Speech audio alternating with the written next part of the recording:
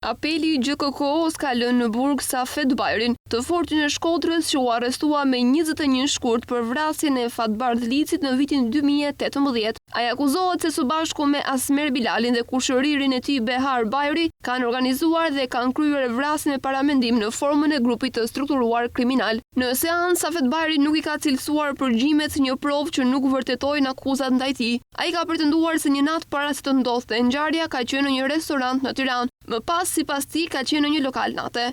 Se kuptoj se si mund të quhen prova këto përgjime pa lidhje. Unë në diskotekë dhe restorant Peshku kam qenë atë ditë. Për të ikur në shtëpi nga ajo rrugë do të kaloj, ku kam kaluar gjithmonë. Arrestimi i Bajrit u realizua pas një kontrolli të mëparshëm të dështuar në shtëpinë e tij. Avokati i tij deklaroi për mediat se Bajri ishte paraqitur vetë në policinë e Shkodrës për të dorëzuar një kampionat DN-je. Motivi i vrasjes së xhaxhait të Ibrahim Licit, rivalit të Bajrave, sipas PAK, lidhet me dyshimin e Behar Bajrit se Ibrahim Lici kishte vrarë pjesëtarin e grupit të tyre, ish policin Boran Borçana, me 15 korrik të vitit 2018, i cili u ekzekutua në makinë bashkë me partneren Silvi Ndosi. Kujtojmë se Fatbardh Lici u qellua me breshëri automatiku, në kohën që ishte i ulur në një lokal në lagjen Kiras, kur nga një mjet tip Benz pa targa, një person ka qelluar me breshëri automatiku, duke e lënë të vdekur.